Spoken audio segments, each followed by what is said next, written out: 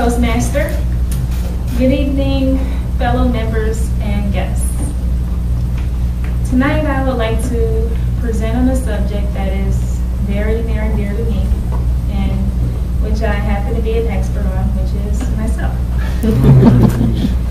I would like to tell you a story that will relate to you some of the details of my life in the hope that you will get to know me a little better. And with that in mind, I would like to share with you some background information on my family, my goals, my family, my education, and my goals for the future.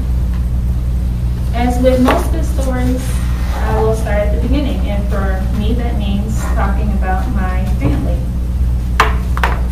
When it comes to family life, I feel that a lot of who you are and what you're interested in and what you're naturally inclined to do comes from what your family is interested in and what they are naturally inclined to do.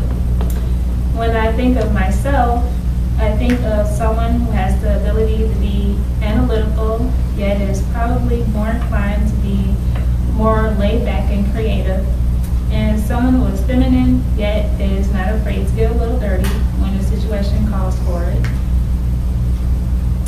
Whether it's painting or landscaping my own home, or helping my father remodel my mother's kitchen, or helping him fix up one of the various rental properties that my parents have owned over the years. And when I come to think about it, this attitude towards not being afraid of getting a little dirty has translated to not being afraid of hard work and doing what it takes to get the job done. So when I take these four adjectives, analytical, creative, feminine, and hardworking, I can begin to describe other members of my family. My mother is a high school technology teacher, and she is someone who is very kind and creative. My father is a certified public accountant, and he is very hardworking, and is also someone who is so analytical that if you watch a movie with him, you better be prepared to utter such statements as, "Yes, Dad, I know that a bus of that size could never have gotten up enough momentum to jump over that ditch, but can we please just watch the movie?" And these same four adjectives are qualities that they have imparted to all three of their girls, which may be the reason why my older sister is still in school pursuing her PhD in computational linguistics, or why my younger sister is such the free spirit that she is, that she's dabbled in such things as going to school to become a chef. As far as my educational background, if you had asked me what I wanted to be when I was a child, what I wanted to be when I grew up, I would have answered without hesitation, a doctor. I've always had the inclination to be kind, like my mother, and to want to help people feel better. And watching episodes of Doogie Howser, who was a teenage doctor, just reaffirmed my conviction that being a doctor was what I really wanted to do. My parents encouraged me to never, and told me to never let go of my dream. And as a result, I was able to get accepted into the pre-med program at the University of Chicago.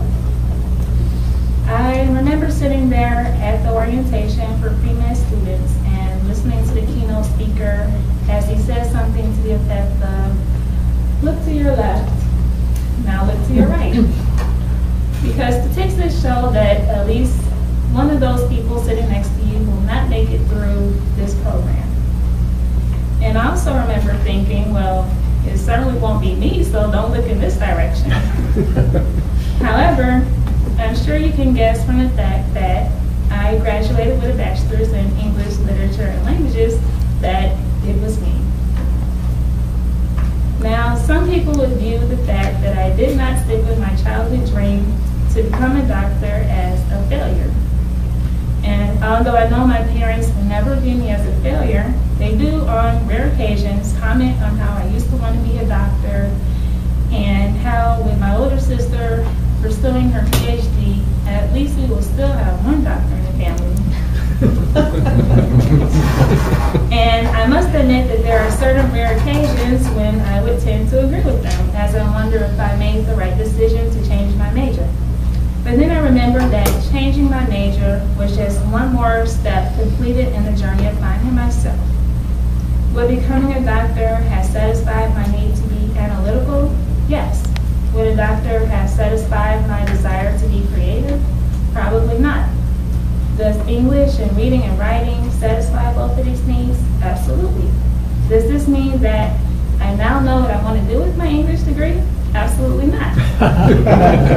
After graduating, I got married and worked at several jobs in order to help support the household that I share with my husband until I landed a job as an administrative assistant with a commercial real estate firm where I ended up working for 3 years.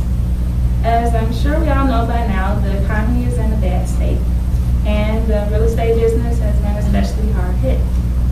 Unemployment rates are rising higher than we've seen in decades. Well, even with hearing this foreboding news, you always tend to think that it will never directly affect your personal life, especially me, a college grad who took pride in doing her job well and whose boss regularly commended her on never missing a deadline. So even in the light of this foreboding news on the TV screen, I listened with mild interest and just thought to myself, well, it won't be me. However, on one seemingly normal workday, I learned it was me. Even though the news that the company would be closing the office in which I worked and that I would soon be losing my job was hard to take at the time, I have since realized that the fact that it was me has the potential to open many opportunities that would not have been possible before. Now is the time to set goals. Now is the time to go back to school and obtain my master's degree so that the next time, even if it is me again, I will not have skipped a beat in the rhythm of life, and I will be able to fall back in line in order to await the next opportunity that presents itself. And how does this story end? Well, that remains to be seen. To be continued.